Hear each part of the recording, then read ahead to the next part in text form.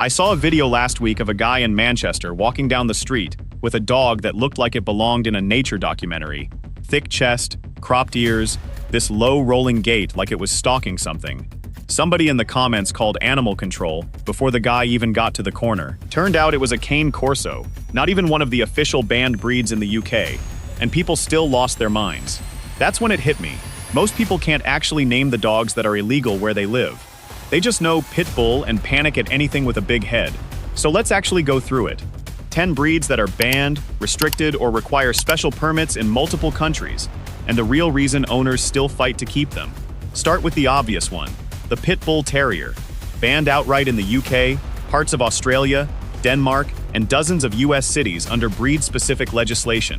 The stats people throw around about bite fatalities are real, but they're also a mess. Most pit bull attacks get reported by looks, not DNA, and mixed breeds get lumped in constantly. Owners keep them anyway, because the loyalty is genuinely unmatched. I've heard from 3 separate people now that their pit bull was the calmest thing in the house around toddlers. Doesn't erase the legislation, just means the legislation is arguing with people's lived experience, and lived experience usually wins in someone's living room, even when it loses in Parliament. American Bully XL is the newer Flashpoint, banned in England and Wales as of 2023 after a string of attacks made headlines. This one actually shook me a little, because the breed didn't even exist 40 years ago. It's a designer mix built for size and mass, bred by people chasing a look, not temperament testing. Owners who kept theirs after the ban had to microchip, neuter, muzzle in public, insure, basically jump through a bureaucratic obstacle course most people would have just given up on. The ones who didn't give up will tell you flat out, the dog they raised isn't the dog on the newsreel. Might be true for their specific dog. Doesn't mean the breed-wide risk profile isn't real. Dogo Argentino next. Big, white, built like a linebacker. Bred in Argentina specifically for hunting wild boar in packs. That's the detail people skip. This isn't a dog that got aggressive by accident. Aggression toward large animals was the design spec. Banned in the UK, Australia, New Zealand, Singapore, parts of Germany. And yet breeders in the US still sell them as family protection dogs, because a well-socialized dogo really can be a total goofball with its own household. The problem was never the good days.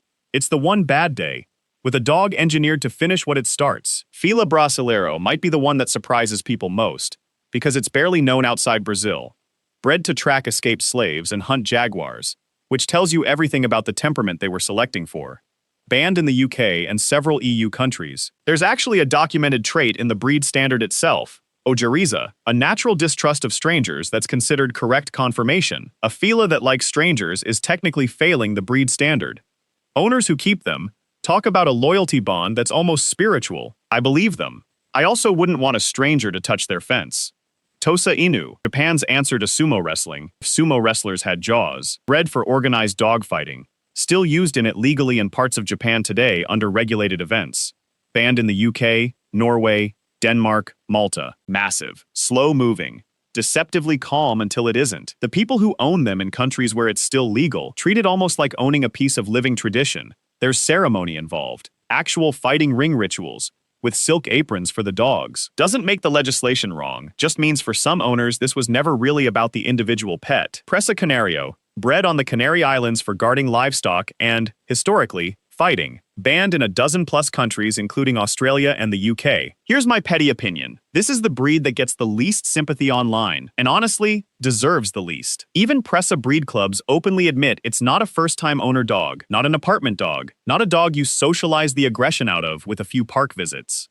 The owners who do it right treat training like a second job. The owners who do it wrong end up on the news. There's no in-between with this one. Wolf-dog hybrids are a different category entirely. Not a breed with a fighting past, just an animal that's part wild by definition. Illegal or heavily restricted in most of Europe, several US states, all of Norway. The core issue is that domestication is a multi-thousand-year process, and you can't shortcut it with one generation of breeding. I looked into a case out of a small town outside Portland, where a hybrid owner insisted his animal was basically a husky. Wildlife officials disagreed, loudly, after it got out twice in 1 month. People chase the mystique of owning something wild. The wild doesn't care about your fence. Cane Corso, back to where we started. Not banned everywhere, but restricted or requiring liability insurance in cities across Australia, parts of Germany, and select US municipalities. Roman war dog lineage. bred to guard entire properties without backup. The owners who keep them are usually the most defensive online, probably because the breed's reputation keeps creeping toward Pitbull territory the more headlines pile up. I get the defensiveness. I also notice none of them ever mention what happens on day one with a first-time owner, and zero bite inhibition training. Boerboel, South Africa's farm guardian, built to fight off actual lions historically. Restricted in Denmark, parts of the UK require specific exemption certificates. Less famous than the others on this list, which almost makes it more dangerous. Less public awareness means fewer people clock the warning signs before bringing one home. Neapolitan Mastiff closes it out, that wrinkled, drooping, almost Gothic-looking guardian breed. Restricted or requiring permits in several countries due to size and territorial aggression, not bite statistics exactly, but sheer physical mass, a dog that weighs more than most of the owners walking it. Here's the thing nobody wants to say straight out. Legislation targeting breeds is a blunt instrument aimed at a problem that's mostly about ownership, not genetics. Bad training, bad breeding for looks over temperament, owners who wanted a status symbol instead of a dog. But pretending breed history and selective pressure mean nothing is its own kind of denial. Every dog on this list was bred, on purpose, by humans for a specific job that usually involved violence in some form. People keep them anyway, because they fell in love with the individual animal in front of them, not the centuries of selection behind it. Both things are true at once, and that's exactly why this fight never actually ends.